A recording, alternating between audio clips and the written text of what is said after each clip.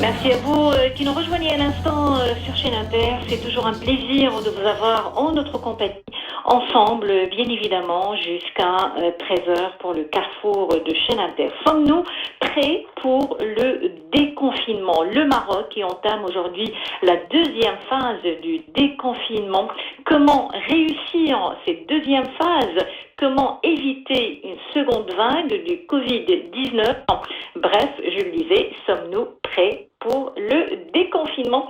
On en parle avec vous, docteur Nico. Je rappelle, vous êtes spécialiste en anesthésie réanimation. Bonjour et merci d'accepter notre invitation. Bonjour, merci. C'est toujours un plaisir d'être avec vous sur les ondes de la chaîne Inter. Alors d'abord, et dans un premier temps, pourriez-vous nous dresser un bilan de la situation épidémiologique au Maroc? Oui, alors donc le bilan, je pense que les chiffres sont très clairs. Depuis pratiquement une semaine, on a une recrudescence des nombres de cas qui apparaissent chaque jour. Et cette recrudescence, elle est due à deux choses principalement. D'abord, c'est qu'on a augmenté le nombre de cas qu'on dépiste, ça veut dire de tests qu'on fait au quotidien. Donc on est arrivé à pratiquement 15 000 tests faits par PCR chaque jour. Et de ce fait, d'une façon obligatoire, on va détecter un peu plus de cas. Et deuxièmement, c'est que on a eu durant cette période-là un déconfinement qui s'installe à des vitesses qui sont différentes dépendant des régions et dépendant bien évidemment des conditions de travail. Et là, on s'accompagne avec ce déconfinement un risque qui est important, un risque sanitaire important, qui est la rupture des barrières qu'on avait auparavant, qui sont dues au confinement. Et cette barrière-là va, si on ne respecte pas les mesures d'hygiène que tout le monde n'arrête pas de marteler au sein des responsables du ministère de la Santé et du gouvernement. Mais est-ce que avant, docteur, si vous le permettez, avant oui. D'évoquer les mesures barrières, est-ce que oui. les trois conditions pour amorcer le déconfinement sont remplies, à savoir la stabilité de la situation épidémiologique dans notre pays, la tendance à la baisse des nouveaux cas de contamination et l'inflexion de l'indicateur de la propagation du virus sous la valeur 1? Moi je dirais peut-être que le seul facteur qui est plus important, beaucoup plus que ça, c'est le facteur de mortalité. Parce que là, même si on peut avoir ces indices qui peuvent baisser, si on a vu une mortalité très élevée, ça aurait été l'alerte. Alors que maintenant, on a de plus de cas, mais la situation reste un peu rassurante vu que le nombre de cas que nous avons, même s'il dépasse les centaines par jour, on est arrivé ce matin, on dit à 10 heures du matin, à 350 et quelques. On a eu 200 auparavant, on a eu 500 en une seule journée avec la Fermina, etc. Donc, ce nombre de cas qui sont détectés ne s'accompagne heureusement. Pour le moment, ne s'accompagne pas d'une augmentation de taux de personnes qui sont malades au vrai sens du terme, infectées oui, mais pas malades dans un état grave ou hospitalisées en réanimation. Et donc, cette mortalité et ces cas graves n'augmentent pas et sont en tendance un tout petit peu générale, même en Europe. À part, bien évidemment, la partie qui est, comme j'ai dit, l'hémisphère sud, dans l'Amérique latine actuellement, où la tendance reste la même comme au démarrage de la crise, avec des nombres de cas qui augmentent et aussi la mortalité. Donc, pour le moment, ces critères épidémiologiques dont on a parlé s'accompagnent d'un élément très important qui est le nombre de cas d'hospitalisés graves et le nombre de cas de patients décédés qui reste vers le bas, ça veut dire qu'il reste inférieur au ce qui est... Voilà, donc ça reste rassurant, mais rassurant dans un seul cas, ça ne veut pas dire qu'il faudrait qu'on reste insensible au nombre de cas qui apparaissent au quotidien. Absolument. Alors, vous évoquiez à l'instant le taux de mortalité au Maroc qui est relativement bas. Alors, comment expliquez-vous ceci? Est-ce que cela a un rapport avec l'hypothèse laissant entendre qu'il y a plusieurs souches de virus? Alors, les personnes qui peuvent vous donner une réponse fiable à ça, c'est les biologistes et ceux qui vont donner un génome au virus et qui pourraient changer et créer des mutations au fur et à mesure qu'on avance dans la saison maintenant estivale où on a un peu plus de chaleur. Alors maintenant, est-ce que le virus a changé entre l'Europe et le Maroc? On a tendance, d'après l'étude qui a été faite sur le génome marocain, a dit que c'est pratiquement le même virus, le même génome. Maintenant, est-ce qu'avec le temps et la douceur qui s'est installée par la suite dans les conditions climatiques, est-ce qu'il y a eu un changement, une mutation? Il faut attendre peut-être s'il y a des modifications du génome et on va voir l'évolution. Maintenant, le virus est là, il continue à sévir entre nous. Il faut faire très attention à ce que qu'il ne mute pas encore une fois, parce qu'on est en train de découvrir ce virus progressivement avec l'évolution de la maladie et de la pandémie. D'accord. Alors, le nombre, et vous le disiez à l'instant, le nombre des contaminations augmente depuis la découverte du cluster Al-Ella et Mimouna. Est-ce qu'on a du mal à lutter contre la propagation du virus au niveau d'unités industrielles par exemple, docteur Micot? Sincèrement, pour vous répondre, effectivement, c'était attendu. Hein, on n'est pas préparé. C'est pour ça quand on en a parlé avec vous, de se dire est-ce qu'on est prêt pour déconfiner ou pas. D'ailleurs, on n'est pas prêt. Moi, je crois qu'on n'est pas prêt parce que l'accompagnement des unités de travail est très très difficile. Qui devrait accompagner des unités de travail aussi grandes? On a pratiquement des centaines de personnes qui travaillent d'une façon saisonnière ou parfois d'une façon un peu plus durable dans des usines qui sont assez grandes comme à Congé, à Renault, etc. Donc, est-ce qu'on a une difficulté à gérer le contexte de travail? Oui. Le chiffre le plus frappant qui pourrait nous expliquer ça, c'est le nombre de médecins de travail qui, eux, devraient superviser ces conditions de travail. On a effectivement, dans le cas du travail, on a deux personnes qui sont clés, qui devraient gérer cette crise. C'est les techniciens d'hygiène et le médecin de travail. Et si on a un compte à faire maintenant, si vous comptez le nombre de médecins de travail au Maroc, on en a 1500. Il faudrait au minimum avoir dans les 4000 médecins de travail au Maroc pour superviser toutes les usines, là où on a besoin de travailleurs avec un nombre élevé sur place. Donc il y a des normes qui sont là. Il y a même le patronat, le CEM, si vous vous rappelez, il y a un peu plus d'une année, qui a fait sortir un compte rendu et qui a dit qu'effectivement la médecine du travail au Maroc est une catastrophe et qu'on n'arrive pas à gérer les conditions de travail et les travailleurs là où ils sont. Donc, a priori, même si on a maintenant des commissions qui passent pour contrôler ce qui se passe, ils ne pourront jamais surveiller ce qui se passe partout comme il se doit. Et donc, les conditions de travail devraient être quelque chose de très important à superviser et on devait plutôt réagir un peu avant parce que c'est pas maintenant qu'on doit réagir et dire. Non, c'est dès le début du déconfinement, les choses devraient être à ce moment, devaient être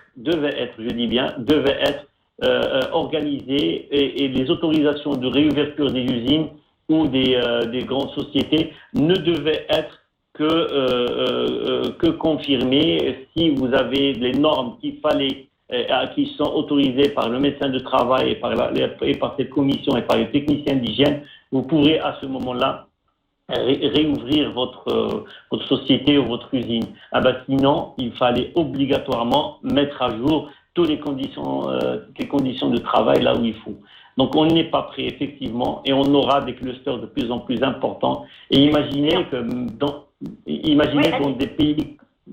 dans des pays qui sont assez couverts par la médecine de travail, par une culture de médecine de travail très importante, qui est par exemple l'Allemagne, comme j'ai dit la dernière fois, où dans un abattoir, il y a eu 1500 cas de personnes infectées, malheureusement parce que les conditions d'hygiène ne sont pas respectées comme il se doit. Et donc, ça a fait obliger l'Allemagne à confiner toute une région de 360 000 personnes et qui sont actuellement confinées. Alors, vous le disiez, les activités reprennent, les gens retrouvent une certaine liberté. Il y a cafés, restaurants, centres commerciaux, malls, commissariats, salons de coiffure, centres de loisirs, salles de sport, hammam, sans dépasser bien sûr la limite de 50% de la capacité d'accueil. Mais je suis vraiment écœurée, c'est la première fois que j'exprime mon avis, de voir des gens circuler sans le port du masque, croyant que c'est fini, on a gagné la bataille. Et là, j'aimerais, docteur Micou, j'aimerais que vous expliquiez à cette personne pourquoi il est impératif de continuer à respecter les mesures barrières. Je dirais d'abord que l'être humain a une mémoire courte. On s'accroche toujours à quelque chose qui va nous faire plaisir et on oublie assez rapidement et heureusement peut-être dans certains cas, mais dans des cas pareils où il faudrait vraiment s'accrocher à sa sécurité, à la sécurité des autrui, l'être humain malheureusement n'arrive pas à faire ça d'une façon convenable et on a une mémoire très courte. Donc là maintenant, dès qu'on est déconfiné, qu'on retrouve cette bulle d'oxygène qui pourrait notre liberté et qu'on explose. C'est pour ça que j'avais déclaré auparavant que peut-être que ce déconfinement aurait dû peut-être s'installer un peu plus tôt, d'une façon un peu plus progressive, parce que sur le plan épidémiologique auparavant, il y avait entre la troisième période de confinement plutôt et la quatrième période, il n'y avait pas de grande différence statistiquement parlant sur le plan épidémiologique, qu'on pouvait commencer le déconfinement progressivement en insistant sur les mesures barrières et à ce moment-là sur le port de masque, etc., etc. Maintenant, les choses en attendant qu'on a une accélération du déconfinement de façon brutale. Et les gens, ils croient maintenant que ça y est, c'est bon. Tout est fini. La mortalité, elle baisse et donc on peut faire ce qu'on veut. On peut retrouver notre vie d'auparavant. Alors qu'au contraire, la vie d'auparavant ne sera jamais comme celle d'après et qu'il faudrait sur le plan culturel qu'on apprenne à respecter, nous en tant que citoyens marocains, à respecter ces mesures d'hygiène dont on parle, qu'on n'arrête pas de marteler tout au long de journée, sur les ondes des radios, sur la télé, sur les sites électroniques, on n'arrête pas à repasser le même message du respect. Mais malheureusement, on a tendance maintenant à ne pas écouter ces messages parce que ça devient quelque chose qu'on a envie d'oublier. On a envie d'oublier cette pandémie, on a envie d'oublier cette infection à coronavirus, à Covid-19, et on a besoin de retrouver notre liberté, mais sans obstacle, sans barrière à mettre devant nous. On a besoin de voir les gens, on est des êtres sociaux, mais on oublie que le corona ou le Covid-19 il est toujours en train de circuler. On est en train d'exposer des gens maintenant qui peut-être, si on les a confinés auparavant, des personnes vieilles ou âgées, des personnes qui sont malades, qui ont des tares, qui ont un diabète, une hypertension artérielle, des maladies cardiovasculaires, peut-être un cancer. Oui, et le combat contre la Covid-19 se joue sur le long terme, docteur Micou. Effectivement, parce qu'on ne le connaît pas encore. On a commencé à connaître ce virus, mais on ne connaît pas ce qui va se passer d'ici septembre ou octobre quand l'OTAN s'installe. Donc si on repère maintenant nos habitudes et on va dire ça y est maintenant l'été, ça y est c'est bon, la mortalité a baissé, on ne connaît pas comment ça va évoluer, d'ailleurs autour des clusters, et puis par la suite, quand l'OTAN s'installera, est-ce qu'il y aura une récidive de la gravité de la pathologie ou pas? Donc on ignore beaucoup de choses sur ce virus. Avec nous justement, docteur Fatem Zahra Mchiche Alami, médecin généraliste. Bonjour, docteur Mchiche Fatem Zahra Alami. Bonjour, docteur Micou, et bonjour à nos auditeurs, et merci pour l'invitation. Bonjour à vous. Alors, je rappelle que vous êtes présidente du collectif des médecins généralistes au Maroc. Une petite réaction par rapport à ce qui a été dit par Dr Miko sur le combat contre la Covid-19 qui se joue, disait Dr Miko, sur le long terme. Exactement, comme l'a dit Dr Miko, l'épidémie n'est pas finie. Donc, elle est toujours en cours et donc il ne faut pas baisser les bras. Nous sommes en plein déconfinement et donc les mesures barrières doivent rester en première ligne. Bien sûr, le fait de faire plus de tests nous a permis de repérer plus de cas, mais aussi de les isoler, ce qui permet de diminuer le risque de contamination. Ce qui est important, je pense, maintenant en période de déconfinement, c'est que chacun doit se considérer non seulement comme quelqu'un qui risque d'être contaminé, mais plutôt comme un vecteur potentiel de transmission. Et donc doit faire tout ce qui est possible pour éviter la circulation du virus. Donc ne pas dire non, moi je suis clean, se considérer clean et éviter d'être contaminé par les autres. Non, nous aussi on peut contaminer et donc c'est à nous aussi de ne pas être ce vecteur. Par exemple, quand on va faire les courses, en général, on dit, bon, on fait les courses et quand on revient à la maison, on se lave les mains. Il faut se laver les mains avant d'aller faire les courses pour ne pas contaminer les autres et en revenant des courses. Donc, c'est vraiment toute une façon, comme a dit le Dr Miko tout à l'heure, c'est toute une façon, une manière de vivre qui va changer et que nous devons accepter dans notre façon de vivre, donc une façon différente, mais qui est nécessaire pour éviter que la contamination ne se propage d'une façon importante. D'accord. Alors, les médecins généralistes sont en première ligne. Alors, comment ça se passe avec cette reprise, avec ce déconfinement? En fait, il y a plus de consultations En fait, pour nous, ce n'est pas une reprise parce que nous avons travaillé depuis le début. Au niveau de notre collectif MG Maroc, nous avons fait beaucoup de campagnes de sensibilisation. Et donc, en ce qui concerne les patients, donc au début du confinement, les patients étaient pratiquement terrorisés et ne consultaient pas. À un certain moment, les patients ont commencé à consulter. Comme je vous l'ai dit la dernière fois, il y a eu un changement dans les mœurs. C'est-à-dire que spontanément, les patients téléphonent pour prendre rendez-vous, s'inquiètent est-ce que le cabinet est plein ou pas, est-ce qu'il y a des mesures barrières. Ensuite, vers le début du déconfinement, il y a eu comme un petit frein au niveau des consultations parce que les patients pensent que tout le monde va aller consulter et que donc les salles d'attente seront pleines et donc ça inquiète encore les patients. Et nous recevons encore de plus en plus de coups de téléphone et des patients qui appellent 3-4 fois avant de se décider à venir. Est-ce que c'est sûr qu'il n'y aura pas beaucoup de patients? Est-ce qu'il n'y a pas de risque? Donc, hier, par exemple, j'ai eu un patient qui a téléphoné 4 fois pour finalement dire qu'il allait venir aujourd'hui. Donc, il y a un effet boomerang, c'est-à-dire que les gens prennent un peu confiance et puis quand il y a un changement de situation, ils s'inquiètent à nouveau et donc on a toujours besoin d'une phase d'adaptation pour le confinement, pour le déconfinement, chaque étape qui arrive. Alors, je disais, le combat contre la Covid-19 se joue sur le long terme et le pire scénario que nous devons redouter, c'est le reconfinement, docteur Miko. Si rien n'est fait, si on ne respecte pas les mesures barrières. Effectivement, comme vous avez vu, comme ça se passe ailleurs, dans d'autres pays, il y a un risque de reconfinement, il faut le comprendre.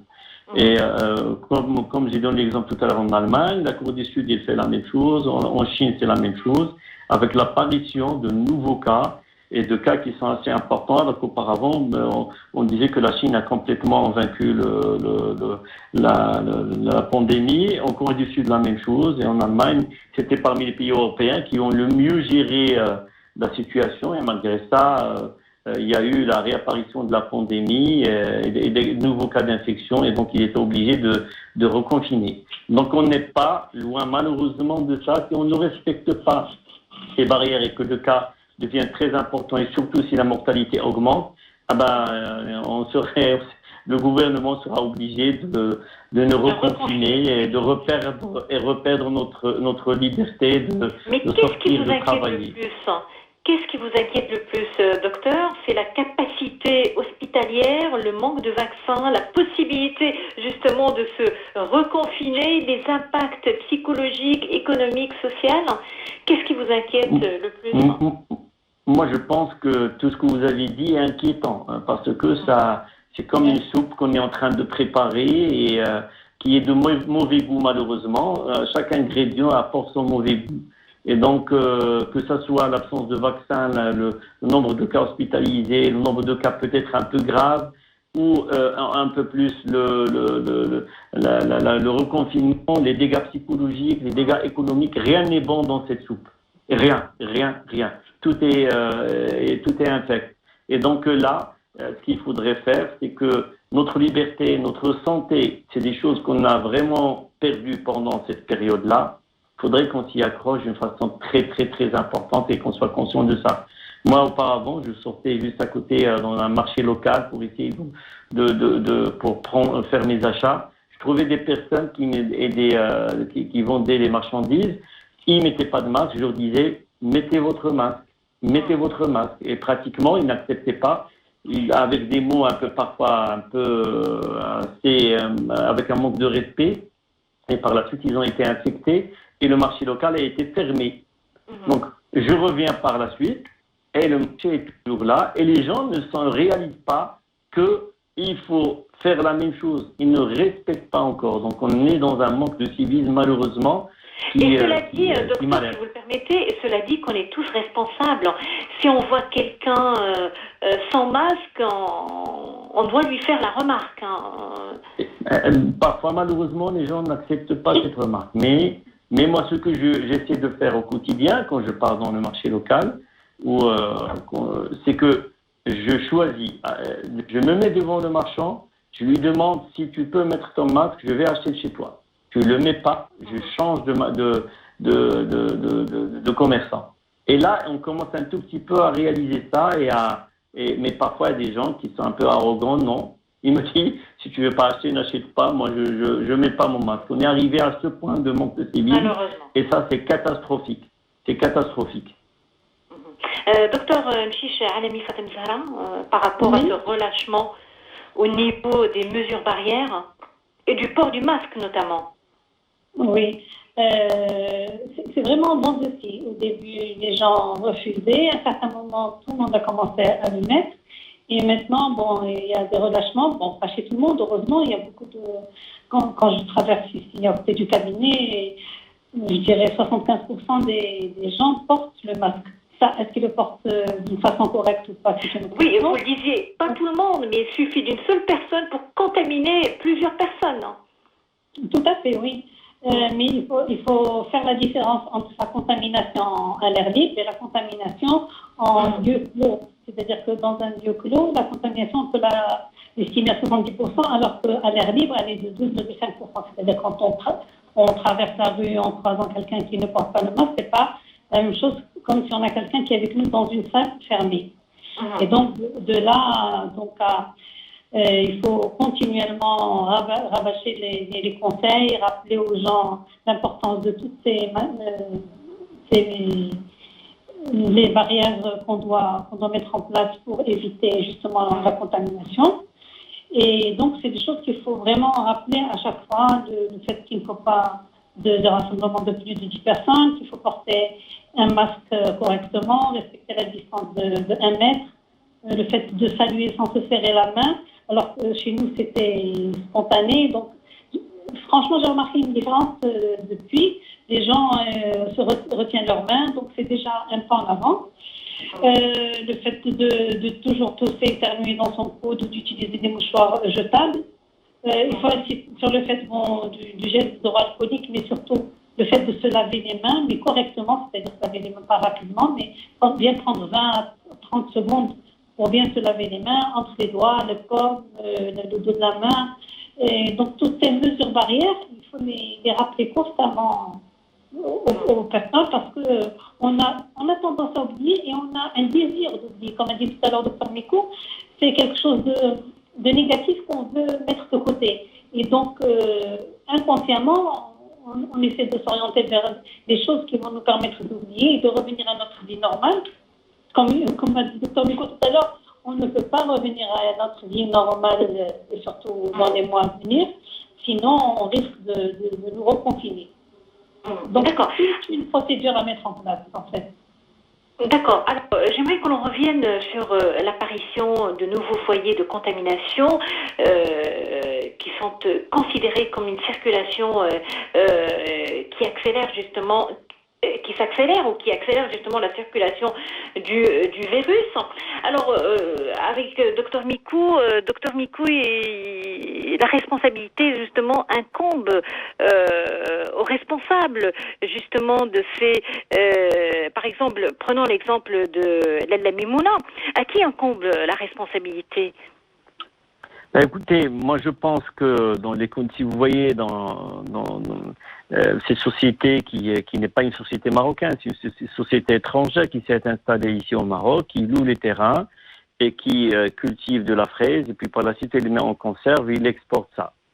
Donc cette société-là, elle a une part de responsabilité obligatoire. Peut-être on va dire que, je ne sais pas, il faut voir la commission d'enquête, ce qu'elle va trouver sur place. Mais en tout cas, dans les conditions de travail où ils sont en train de travailler à l'intérieur des usines, peut-être, je dis bien, parce que je ne suis pas sûr de l'information, peut-être qu'on va trouver qu'il y a des mesures d'hygiène qui ont été installées. Mais si on trouve, par exemple, et comment on regarde et comment on voit assez fréquemment comment on transporte des personnes qui arrivent à l'usine, je suis désolé de l'expression, comme du bétail, avec peut-être une cinquantaine, une soixantaine dans une pick-up, dans l'arrière d'une pick-up. C'est pas des conditions, même si on respecte peut-être à l'intérieur de l'usine les choses, mais les conditions de transfert de ces ouvrières ne sont pas des conditions d'hygiène correctes et qui peuvent protéger les gens. Et donc là, c'est qui est responsable? Est-ce que c'est l'usine ou c'est le transporteur? Ça, on n'en sait pas. Et c'est la commission d'enquête qui a été créée, ou plutôt au sein du tribunal, qu'il faut voir qui est responsable et qui, je pense, qu'il y a une responsabilité pénale là-dedans. Moi, je pense qu'il faut taper au vrai sens du terme d'une manière assez forte. N'oublions pas aussi le rôle de certaines déclarations, et moi je dis encore une fois, déclaration de l'OMS. Si vous vous rappelez qu'il y a une déclaration à peu près d'il y a 3 semaines d'une responsable qui est assez, je dirais, gradée à l'OMS et qui a déclaré qu'il fallait s'occuper beaucoup plus des gens qui sont symptomatiques. Car les gens qui sont asymptomatiques, qui n'ont pas de symptômes, ça veut dire qu'il n'y a pas de fièvre, qu'il n'y a pas de toux, qu'il n'y a pas d'éternuement, qu'il n'y a pas, ces gens-là seront aussi symptomatiques et qui ne vont pas transmettre le virus à d'autres personnes. Et là, c'est quelque chose qui, même si ça pouvait être le cas, elle ne devait pas être faite, cette déclaration. C'est très important, c'est irresponsable de la part de cadres de l'OMS de parler de cette manière. Parce qu'il y a 2 choses qu'elle a provoquées. Et de un, ça veut dire que les déclarations qu'auparavant qu'on a eues sur la distanciation sociale, sur les personnes qui étaient même des enfants, qu'on leur a dit qu'il ne fallait pas partir à l'école parce que vous serez asymptomatique, vous allez transmettre le virus à vos parents, à vos grands-parents, qu'il ne fallait pas partir à l'école. C'était une déclaration qui a été fausse. Mais comment on va faire confiance par la suite erronée et comment on va faire à ce moment-là confiance aux autres déclarations qui vont venir de l'OMS? Et ça de 1. Et de 2, même si auparavant on pouvait ne pas être au courant de ça et qu'on l'a découvert par la suite, mais ça allait faire exploser les choses dans le sens à ce que les gens qui n'ont aucun symptôme alors qu'ils sont infectés, vont bouger comme ils veulent, ils vont pas mettre de masque, ils vont pas mettre de mesures d'hygiène, etc. Et donc, à ce moment-là, on va avoir une exacerbation des contaminations. Et donc là, des déclarations pareilles sont graves. Ça a été prouvé scientifiquement que les personnes asymptomatiques transmettent le virus à d'autres personnes. Exactement. Peut-être pas avec un même pourcentage. Je ne connais pas exactement le pourcentage parce qu'il n'y a pas d'études au vrai sens du terme dans ce sens. Peut-être qu'ils transmettent moins, mais il y a un pourcentage quand même de gens qui sont asymptomatiques qui transmettent le virus. Et ça, c'est gravissime. Donc quand les gens entendent ça, ils décident de faire ce qu'ils veulent par la suite. Qui croire? qui y croire à ce moment-là? Donc des discours un peu comme ça, maladroits de la part de responsables, c'est des choses qu'il ne faudrait pas faire et que ça a des répercussions sur le plan santé publique qui sont assez fâcheuses. Docteur Fatima Zahra Mchicha-Alami, une réaction? Oui, justement. D'une façon générale, étant donné que c'est une pathologie que nous ne cernons pas bien, il faut prendre un maximum de précautions. Et donc, comme avant de faire une déclaration. Voilà, exactement. Et je reviens sur l'histoire des clusters. Je pense personnellement que c'est vraiment la responsabilité de tous, aussi bien des responsables que des gens de l'industrie, que des travailleurs. Parce que, comme vous avez dit, peut-être qu'ils ont pris des mesures d'hygiène à l'intérieur de l'usine, mais pas à l'extérieur. Mais même en prenant des mesures d'hygiène, il faut informer et former les travailleurs. Ils ont besoin d'une formation pour pouvoir bien gérer les manœuvres de prévention. Et en plus de cela, par exemple, si on prend les mesures préventives à l'intérieur, il faut éviter tout ce qui est flux de personnes pour éviter les phénomènes de goulot, d'étranglement, c'est-à-dire à l'entrée et à la sortie. Si tout se passe bien à l'intérieur et que tout le monde rentre en même temps et que tout le monde sorte en même temps, c'est comme si on n'avait rien fait. Donc, soit faire des tranches d'horaire de travail, soit mettre plusieurs portes d'entrée, plusieurs portes de sortie. Je sais que les travailleurs mangent sur place, donc vraiment faire une distanciation pendant les repas et ne pas leur permettre d'être l'un en face de l'autre et de s'envoyer des gouttelettes en veux-tu, en voilà. Donc, il y a vraiment tout un travail à faire au cours de ce déconfinement pour pouvoir passer ce cap dans les meilleures conditions. Tout cela sans oublier bien sûr les gens qui portent des pathologies chroniques et qu'il faut surveiller encore plus et vraiment, comme vous avez dit, les gens qui sont asymptomatiques d'offenser, qui sont porteurs et même s'ils ne sont pas malades, toujours avoir en tête l'idée qu'on peut être porteur et qu'on peut être contaminant. Et donc quand on a une personne qui est diabétique, hypertendue, qui a asthmatique ou autre, toute pathologie chronique, on doit encore faire plus attention et prendre des mesures d'évitement pour ne pas risquer de les contaminer, étant donné que pour eux, ça sera encore plus grave que pour les personnes saines et pour les personnes jeunes. Alors, c'est clair, on peut compter sur l'éducation de la population aux gestes barrières. Est-ce qu'on peut compter aussi sur l'immunité collective, Dr Miko? L'immunité collective veut dire qu'il faudrait avoir dans les 80% de la population générale qui devrait être au contact du virus. Maintenant, les personnes qui sont actives, entre guillemets, au Maroc, ils ne dépassent pas, plutôt pas actives, qui étaient en contact, ils ne dépassent pas les 11 000 personnes, 11 000, 12 000 personnes. Alors qu'on est dans les environs de 40 millions de personnes. Alors pour le moment, on ne peut pas être rassuré par une éventuelle immunité collective.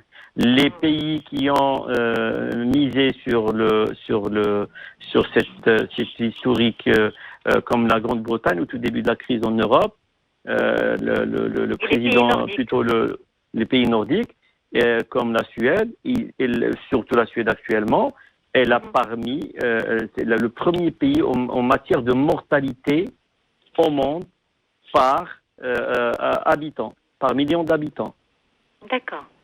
Il n'a pas restreint, il n'a pas confiné les personnes, il a attendu un tout petit peu, il a demandé à tous les habitants, tous les citoyens de respecter les mesures d'hygiène, les mesures barrières, le port de masque, et il n'a pas confiné les personnes, ils ont misé sur une immunité collective. Et c'est la mortalité la plus élevée au monde, actuellement. Alors qu'on disait que peut-être ça allait être un modèle. D'accord. Alors, qu'est-ce qu'on a appris de plus sur le virus aujourd'hui et à l'heure actuelle, Docteur Miko? Oui, alors ce qu'on a appris effectivement, c'est que le virus, grosso modo, c'est un virus qui est fragile, très fragile. Donc on peut facilement le combattre grâce aux mesures d'hygiène dont on a parlé, mesures barrières. De deux, c'est un virus qu'on n'a pas de traitement pour le moment. Donc il ne faut pas espérer, même si on a par exemple parlé de la dexaméthasone récemment, on a parlé peut-être d'autres molécules, la chloroquine, etc. c'est pas des molécules qui sont fiables à 100%, que lorsqu'on donne ces médicaments, on garantit une guérison. Non, c'est pas le cas. Troisièmement, pas de traitement miracle pour pas de traitement miracle pour le moment. Troisièmement, il faut attendre un vaccin et on ne sait pas encore quand ce vaccin pourrait être là. Il y a des tests qui sont en cours et qui peut-être on arrivera à avoir quelque chose d'ici décembre. C'est ce qu'on dit, on va attendre, donc on reste à découvrir. La dernière des choses, c'est que ce virus, quand il est là, quand on est infecté, il passe par des vagues. La première vague, elle est pas grave, mais quand le virus peut disparaître du corps, il va déclencher en parallèle dans le corps des phénomènes inflammatoires qui peuvent être mortels et garder parfois des séquelles si on s'en sort. Donc, c'est des choses qui sont très sérieuses et il faut le prendre au sérieux. Voilà. Docteur Mchish Alami Fatem Zahra, encore des choses à apprendre, c'est certain, sur ce virus. Il y a encore des choses à apprendre sur ce virus. Bien sûr, il y a encore des choses à apprendre.